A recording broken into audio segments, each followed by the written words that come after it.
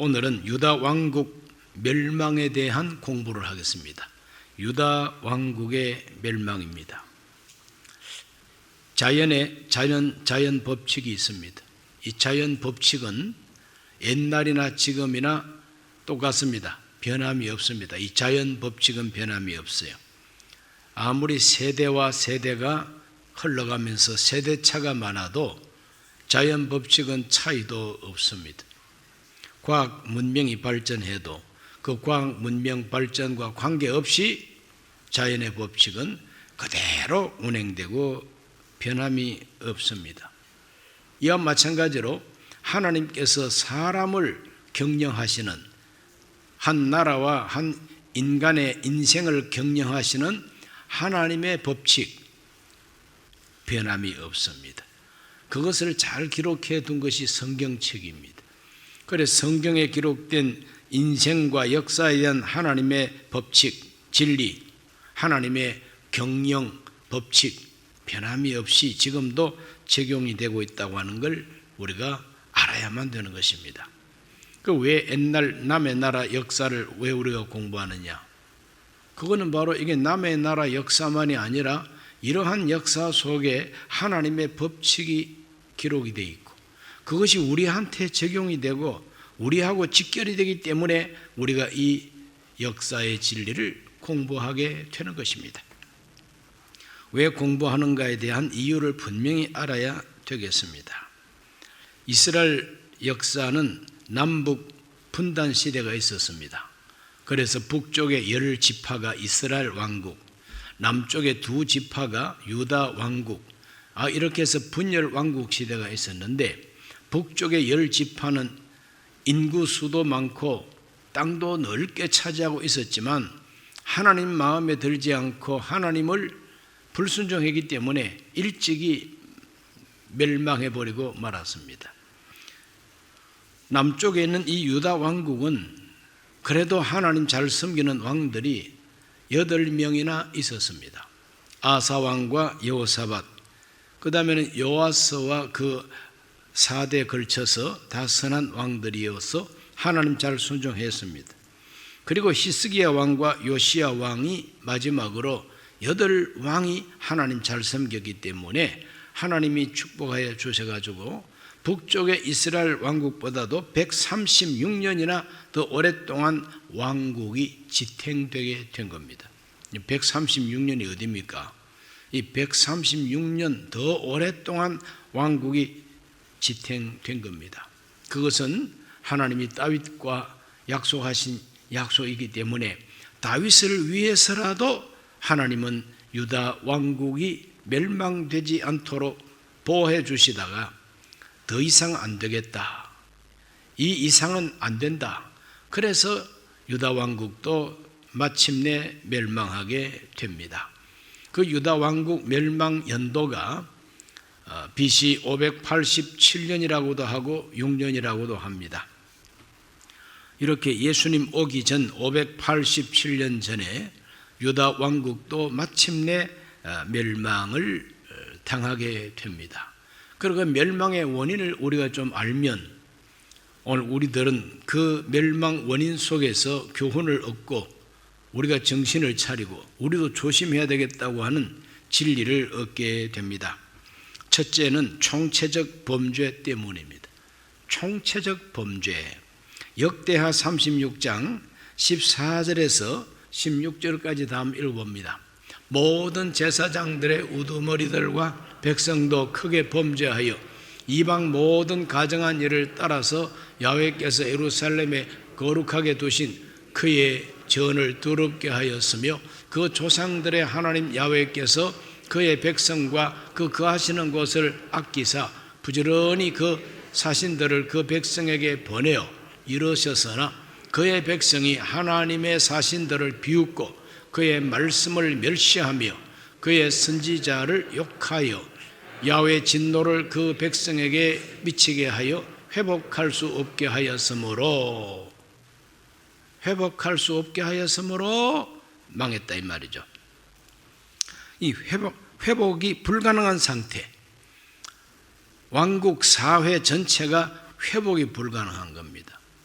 왕이 정신을 똑바로 차렸으면 회복될 수도 있고, 또 왕을 섬기는 대신들이 정신을 똑바로 차렸으면 또 회복될 기회가 있고, 백성들 가운데서 대다수가 하나님 앞에 깨어 있으면은 또 회복될 가능성이 있는데, 이거는 왕도 백성들도 관리들도 심지어 하나님 섬겨야 하는 제사장들까지 몽땅 다 범죄했기 때문에 그 총체적 범죄를 합니다.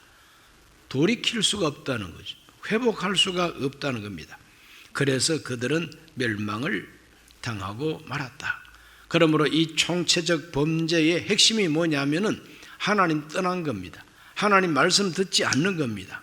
선지자를 욕합니다. 선지자를 죽입니다. 이러므로 총체적 범죄에 빠진 유다 왕국도 결국은 망합니다. 회복할 수 없으니까, 회복될 가망성이 없으니까 하나님이 그들을 불구덩이 속으로 던져버리고 만 겁니다.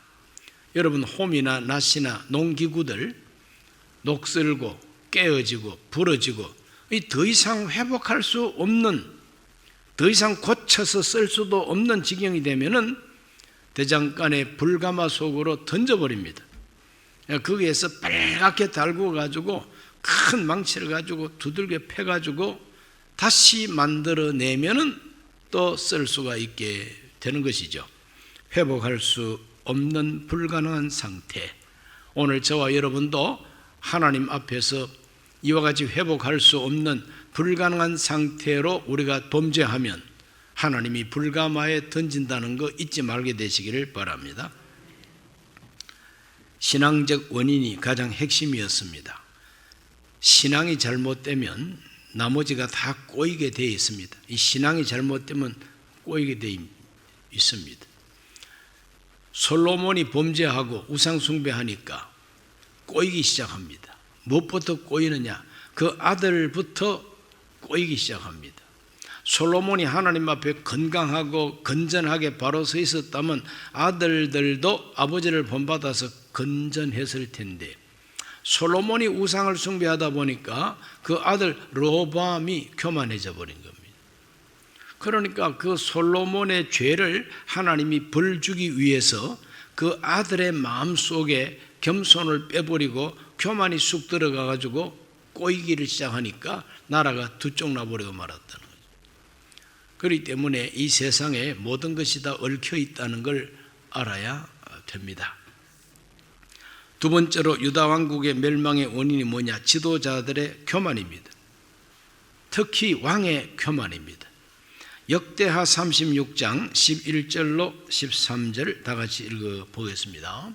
시드기야가 왕위에 오를 때 나이가 21세라 예루살렘에서 11년 동안 다스리며 그의 하나님 야훼 보시기에 악을 행하고 선지자 에레미야가 야훼의 말씀으로 일러도 그 앞에서 겸손하지 아니하였으며, 또한 느부갓네살 왕이 그를 그의 하나님을 가리켜 맹세하게 하였으나 그가 왕을 배반하고 목을 곧게 하여 마음을 완악하게 하여 이스라엘 하나님 야훼께로 돌아오지 아니하였고 그랬습니다. 여기에 중대한 지도자의 교만이 나오고 있습니다. 그 교만 중에 하나가 뭐냐? 선지자 에레미야를 통해서 수차례 하나님의 말씀을 전해주었다는 겁니다. 하나님 말씀으로 경고하고 하나님 말씀으로 권면해도 듣지를 아니했다 그랬습니다. 겸손하지 아니했다 그랬습니다. 선지자가 말씀을 전하면은 겸손하게 받아들이고 생각해보고 고쳐나가야 되는데, 귓등으로 듣는다 이렇게 표현하죠. 선지자의 말을 아주 그냥 코웃음을 치면서 귓등으로 듣고 무시해버리는 거죠. 겸손하지 않습니다. 교만합니다. 그러면 선지자를 무시하고 국제협약을 위반합니다. 무시합니다. 그 국제협약이 무엇이냐면은 바벨론 느부갓네살 왕과의 약속이요 맹세입니다. 바벨론 왕 느부갓네살이 그 시드기야를 왕으로 세울 때에 바벨론을 잘 따르고 내 말 잘 들어 예, 듣겠습니다. 맹세를 한 거예요. 그럼 맹세를, 하나님을 가리켜 맹세를 했는데 그가 바벨론 왕을 배반하고 친 애굽이 되어버리고 말았습니다. 이스라엘 하나님 야훼께로 돌아오지도 않습니다. 이것이 바로 지도자의 교만이죠. 주의 종을 무시하고 애언의 말씀을 멸시하고 국제적인 맹세, 협약을 해도 그걸 뒤엎어버리는 이러한 그 진실하지 못한, 성실하지 못한 이와 같은 지도자의 교만이 나라를 멸망의 구덩이로 들어가게 했다 하는 것이 역사서에서 가르쳐주고 있는 멸망 원인입니다. 그 다음에 세 번째로 예레미야의 애언을 완전히 수차례 듣고도 계속해서 예레미야 애언을 무시하게 됩니다.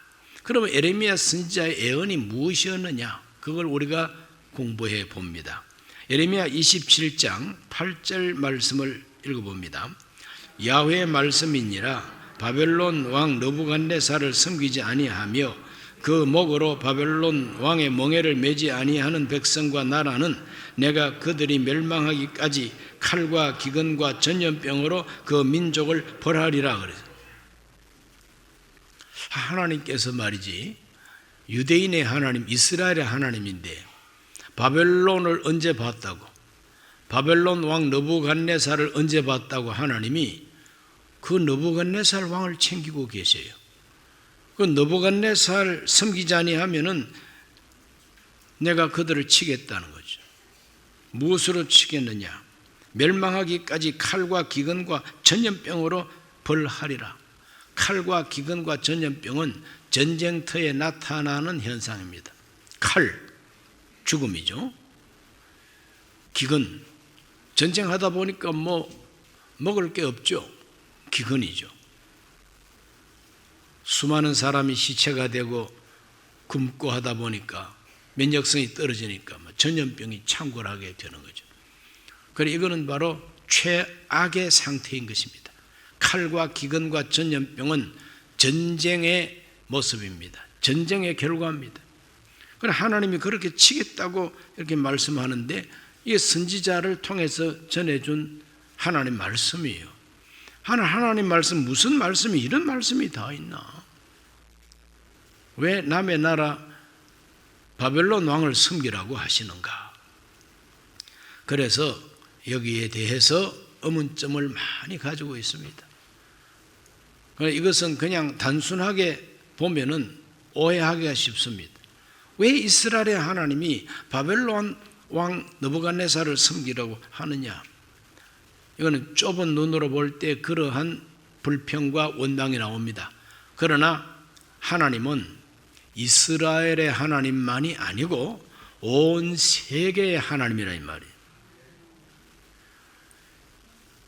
야훼 하나님은 이스라엘 민족의 신이 아니라 천지 우주 만물을 창조하고 다스리는 왕이시다 이 말이죠.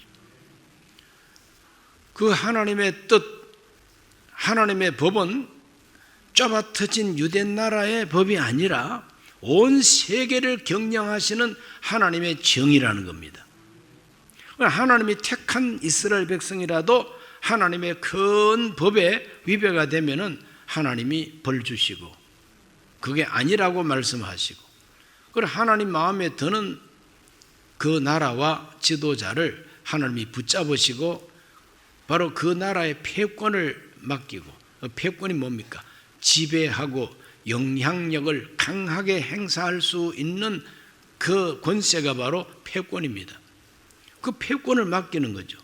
그 패권을 맡겨가지고 세계 질서를 잡게 하는 것이 천지 우주 만물을 창조한 하나님의 방법이라는 겁니다.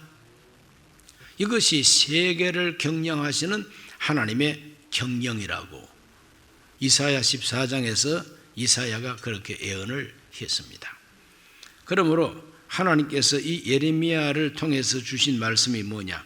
이 바벨론 왕 느부갓네살이 누구냐 하면은 내가 바벨론 왕 느부갓네살을 내 종으로 택했다.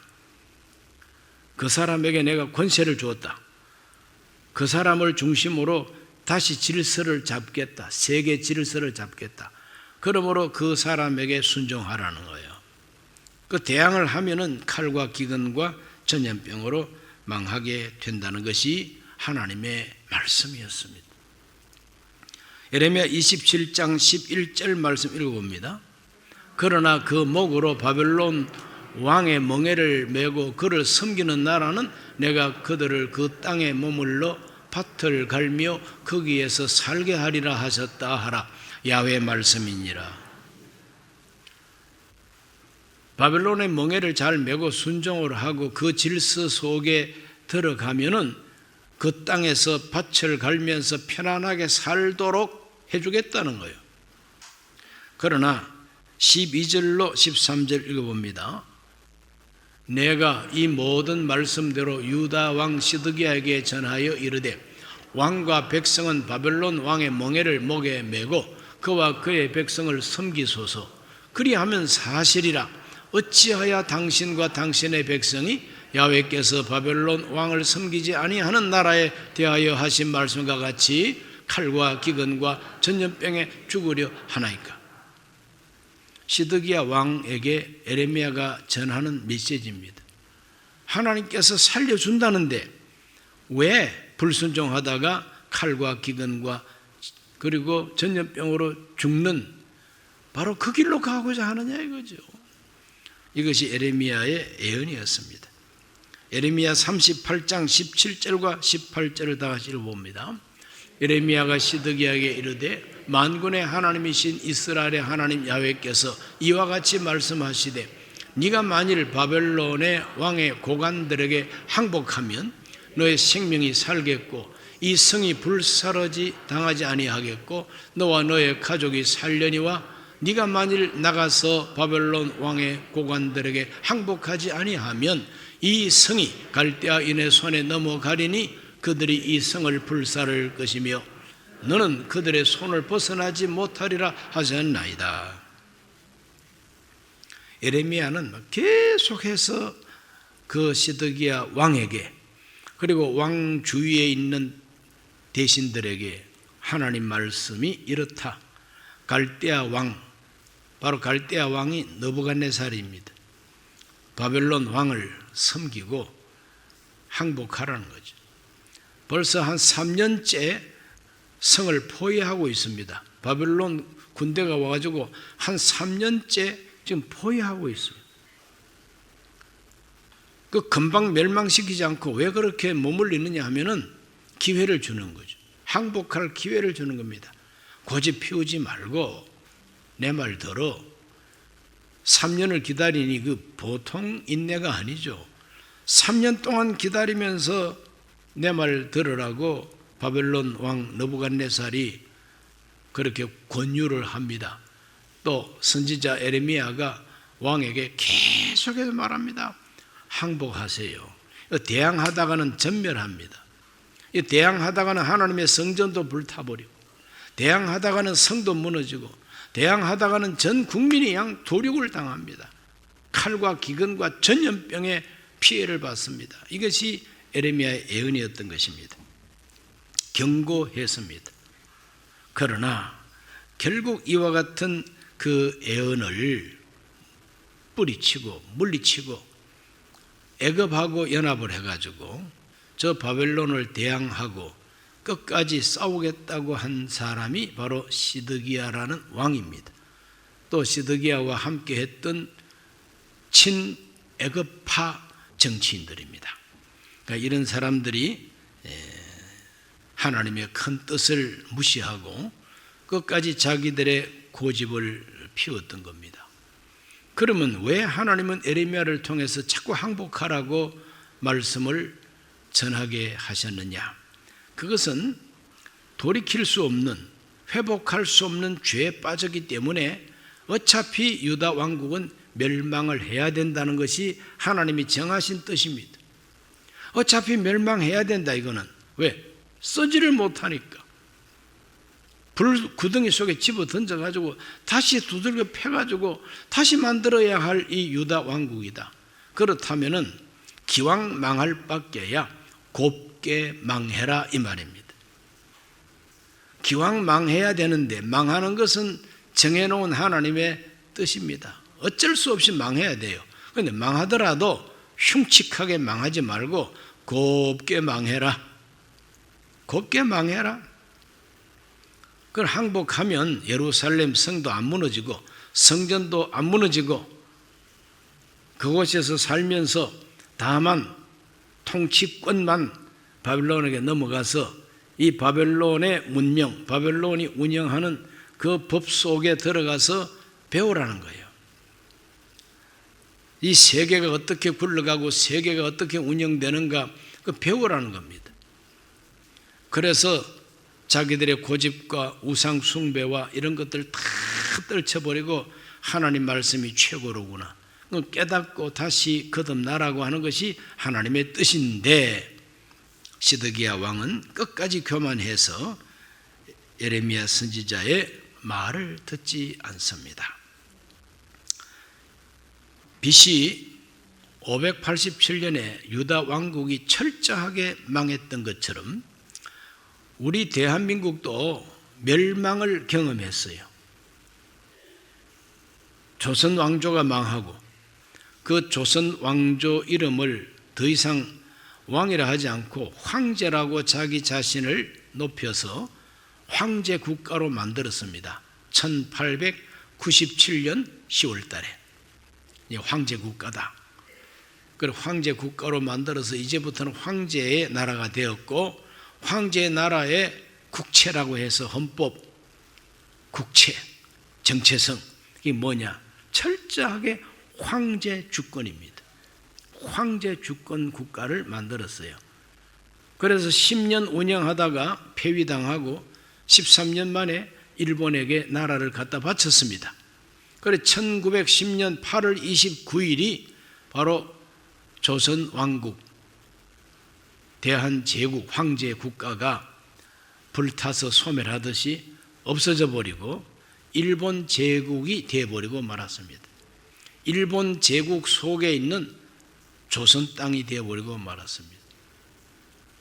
참 슬픈 역사죠. 그 슬픈 역사입니다. 왜 망했을까? 조선은 왜 망하고 대한제국은 왜 망해야만 했을까? 여기에 대해서 반성을 하고 여기에 대해서 연구를 해가지고 우리 다시는 당하지 말자 이런 방향으로 우리가 책도 쓰고 반성도 하고 드라마도 그렇게 만들고 영화도 그렇게 만들고 해서 국민을 교육시키고 다시는 우리가 당하지 말고 정신 차리자 이렇게 해서 정말 새로운 대한민국 국민을 만들어내가지고 일본 그러면 옛날에 우리한테 참 기분 나쁜 짓 많이 했지만 이제 그때하고 지금 달라. 야, 일본 사람들 너희들 우리 무시할 거 아니야. 그래서 일본보다도 더 능가하는 이러한 국민들로 키우면은 얼마나 좋겠습니까? 그것이 바른 길이죠. 조선이 왜 망했느냐? 대한제국이 왜 망할 수밖에 없었느냐? 저는 역사를 조금 공부하고 들여다보니까 망해야 할 나라가 대한제국이었고 망해야만 했을 나라가 조선왕국이었어요. 이거는 망하지 않으면은 도리가 없고 망하지 아니하면은 회복할 가능성이 없습니다. 왜 그러냐? 유교 때문입니다. 승리학이라고 하는 유교 때문입니다. 이 유교 독재, 그 유교에서 가르쳐주고 있는 그 승리학에 근거한 사회 질서와 승리학에 근거한 가치관, 이것은 철저하게 옛날 저 공맹자가 가르쳤고 또 사서삼경이 가르치는 최고의 이상향 가나안 땅처럼 유교가 말하고 있는 최고의 이상향 바로 그것은 미래가 아니라 과거입니다. 어떤 과거냐? 중국의 요순 시대의 과거예요. 그래서 순임금, 요임금이 얼마나 성군이 되었느냐. 그 성군이 중국을 다스릴 때가 최고의 태평시대였다. 그것이 바로 봉건주의 국가 형태였던 겁니다. 그리고 그 나라를 다스리기 위해서 사회 계급 제도를 만들고 그 계급제도가 이 사회를 갖다가 지배하는 이데올로기가 되게 했습니다. 이러므로 조선시대는 신분제 계급사회요. 그리고 그 옛날 사서 삼경을 공부하면서 열심히 정신 문화를 발전시키고 그 사상에 근거하지 아니하면 다 이단 사설이에요. 위정척사라. 이거는 바른 것은 위하고 사사롭고 악마적인 것은 척결한다. 이게 위정척사입니다. 마치 먹감맛 같은 거 하면은 우리 기독교가 하나님의 말씀이 진리이기 때문에 삐딱하게 얘기하면은 이단이다, 사입이다, 척결의 대상이다, 저 사람들은 물리쳐야 된다 하는 거하고 맥이 똑같아요. 진짜 진리인 하나님 말씀을 가지고 살을 물리친다면 옳지만은 진리도 아닌 것이 진리를 살하고 물리치겠다 이거죠. 그래서 조선시대에는 이 성리학 때문에 망할 수밖에 없고 망해야만이 새로운 싹이 돋아날 수 있는 그런 나라가 조선 왕국이었습니다. 그 조선 왕국이 왕국 시대보다도 더 타락하고 더 썩어 문드러진 시대가 마지막 13년 황제 국가 시대였어요. 황제 국가 시대가 되기 전에는 그래도 의정부가 있어가지고 대신들이 모여서 회의도 하고 이랬습니다. 그러나 황제 나라가 된 다음부터는 그냥 황제 절대 주권이 되어버렸습니다. 나라의 경제도 황제를 위하여, 군대도 황제를 위하여, 모든 것이 다 황제 중심이 되다 보니까 이 황제가 뭐 그렇게 잘났습니까? 마치 저 북한에서 김일성이나 김정일이나 이런 사람들이 뭐 어디 시찰을 가면은 전문가 말 안 듣고 그 사람 시찰 나간 김일성이가 뭐라고 말했느냐, 김정일이가 뭐라 말했냐, 노트 들고 따라다니면서 적고 그것이 진리가 되고 그 말을 듣고 농사하다가 망하고 그 말을 듣고 하다가 모든 것이 다 망해버리는 거죠. 전지전능한 사람이 아니지 않습니까?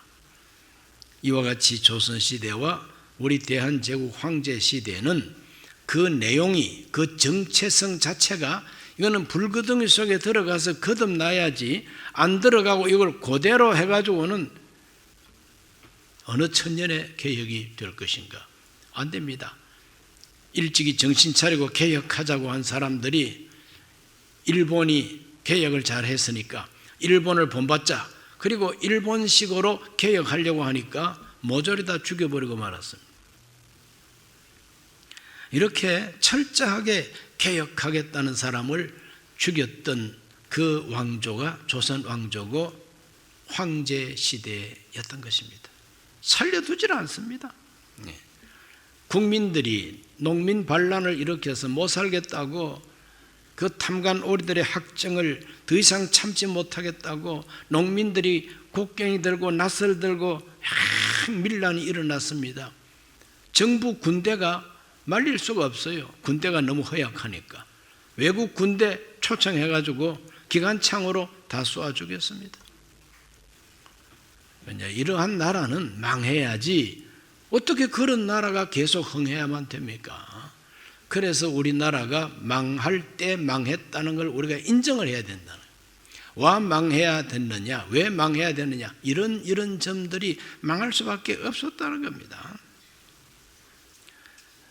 그래서 정말 국제관계에 대한 지식도 없고 개혁을 거부하고 황제 권력을 독주하고 아무 힘도 능력도 없는 이 무지무능한 상태, 무식한 상태, 이와 같은 그 리더자들 모여가지고 백성들을 쥐어짜먹는 이러한 왕국, 이러한 국가는 망해야만 정신을 차린다는 거죠.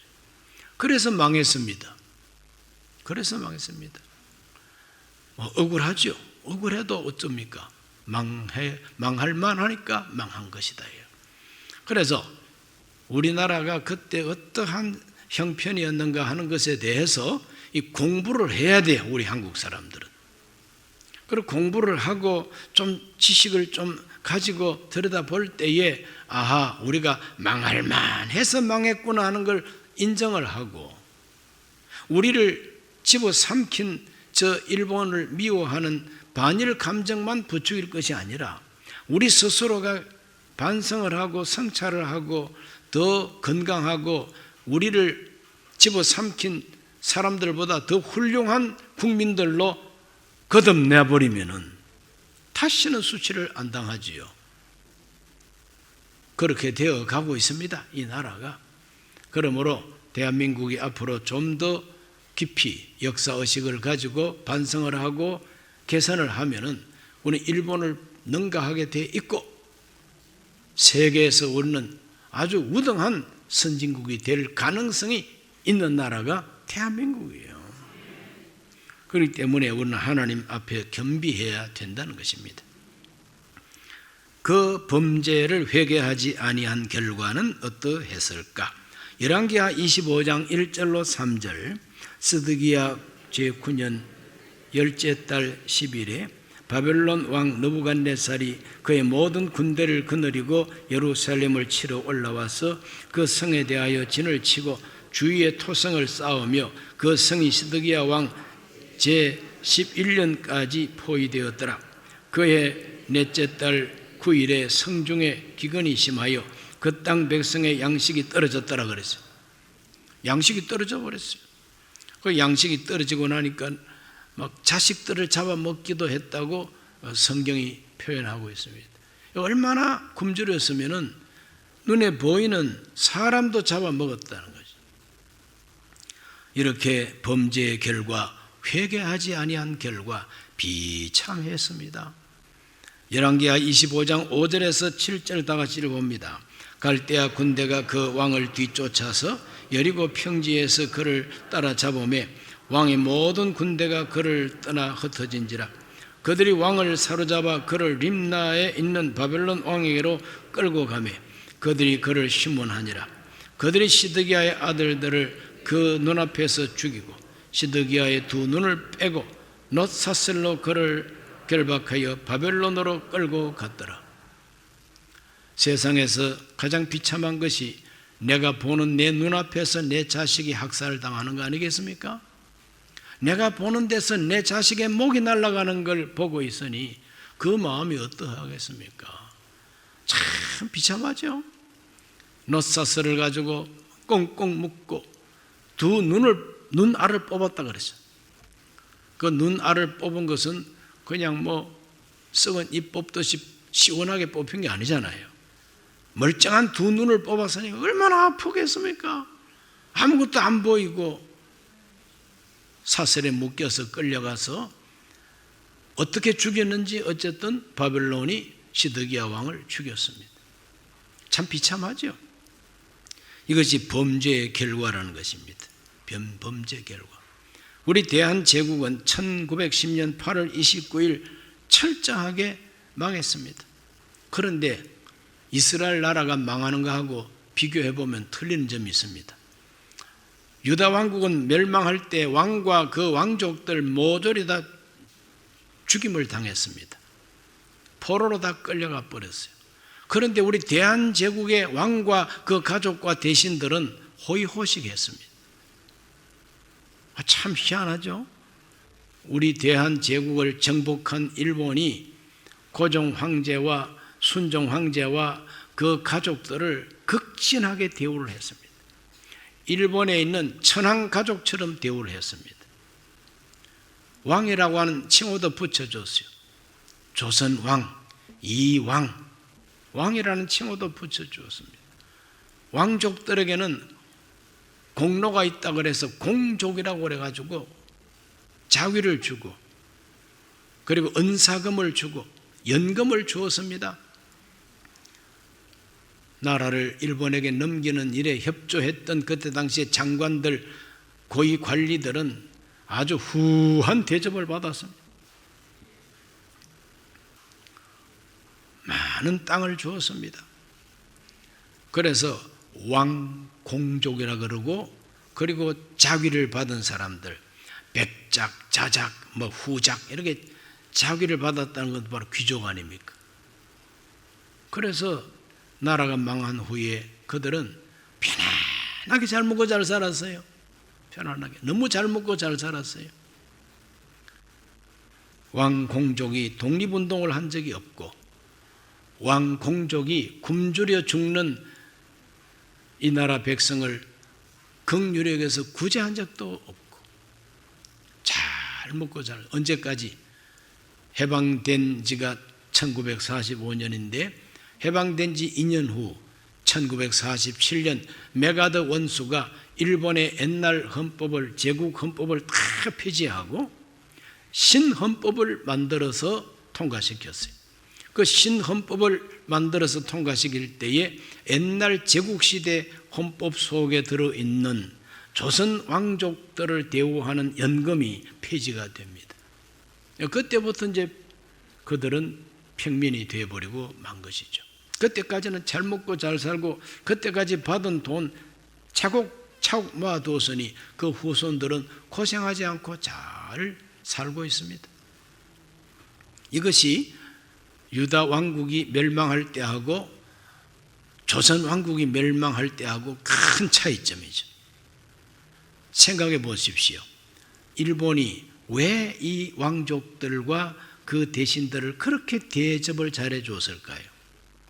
자기 나라 국민이 굶주리고 있으면서도 조선의 왕족들은 연금을 꼬박꼬박 다 줬습니다. 그 왜 그랬을까요? 그건 바로 일본에게 총 한 방 쏘지 않고 아무 저항하지 않고 고스란히 갖다 바친 그 공로를 인정했기 때문에 그런 것이죠. 그렇기 때문에 매국노 중에서 최고의 매국노가 누구냐? 고종 황제와 그 일가라는 것입니다. 그리고 또 그때 훈장을 받고 일본으로부터 연금 타먹은 바로 그분들이 매국노 집단이라는 것이죠. 표가 나는 거죠. 이렇게 우리들은 슬픈 멸망의 역사를 경험한 나라입니다. 유다 왕국에서 멸망할 때는 그래도 끝까지 싸워보겠다고 그러다가 목이 잘리고 눈이 빠졌죠. 그러나 우리나라 왕과 그 대신들은 싸울 생각이 전혀 없어요. 그대로 갖다 바치고 말았습니다. 그래서 잘 먹고 잘 살았죠. 어쨌거나 우리 대한제국과 조선 왕국은 수명이 다 했습니다. 수명이 다 해가지고 이제는 쓸모도 없고 회복할 가능성이 없으니까 불구덩이 속으로 하나님이 던져버리십니다. 그래서 그곳에서 녹을 대로 녹고 깨달을 것을 깨닫고 다시 독립의지를 가지게 되고 독립운동을 하게 되고 우리도 국민 주권 국가를 만들어야 되겠다고 하는 꿈과 비전이 생기고 그렇게 됨으로써 새로 태어난 나라가 대한민국입니다. 이게 보통 나라가 아니에요. 이런 나라를 하나님이 허락해 주신 거 얼마나 감사합니까? 그런 나라를 세운 공로자들을 우리는 감사하게 기억해야 되지 않습니까? 바로 그분이 이승만 초대 대통령입니다. 그분을, 그 어른을 딱 모시고 자기들의 권력을 오래오래 유지하려고 했던 당시 자유당의 정치 몰입애들은 확실하게 척결이 돼야만 되지만 그러나 나라를 이와 같이 세우는 일에 절대 공로가 있는 초대 대통령은 추앙받아야 마땅하지 않습니까? 존경받아 마땅하죠. 그 정신을 꺾어버리면은 우리는 고아가 되어버리고 마는 것입니다. 고아가 되어버리고 마는 겁니다. 대한민국이 대한민국으로 앞으로 크게 발전하려면은 이와 같은 역사 속에 있었던 이 모든 과정 속에 하나님이 주신 은혜를 기억하고 쓰임 받았던 사람들을 인정하고 존경하고 그 가치관으로 나라가 반듯하게 서서 이것을 해치고자 하는 사람들은 아주 그냥 대담하게 물리칠 수 있어야만이 이 나라는 발전하게 되어 있다는 것입니다. 이런 점을 알고 성경 공부를 통해서 하나님께서 세계 역사를 경영하시는 이런 뜻을 우리가 이해를 하고 기도하고 하나님 앞에 쓰임받기 위한 준비를 해야 될 줄로 믿습니다. 기도합니다. 살아계신 아버지 하나님, 오늘도 하나님 앞에 나와 유다 왕국 멸망에 대한 역사를 공부했습니다. 지금부터 아버지 하나님, 오래전에 우리 대한민국도 대한제국 시대가 멸망한 경험이 있습니다. 왜 멸망했는가를 잘 알고 반성하고 개선할 수 있도록 도와 주시옵시고, 대한민국이 다시는 수치를 당하지 아니하고 이제는 이 세계에서 가장 존경받는 나라로 우뚝 설 수 있도록 도와 주시옵소서. 예수님 이름으로 기도하옵나이다.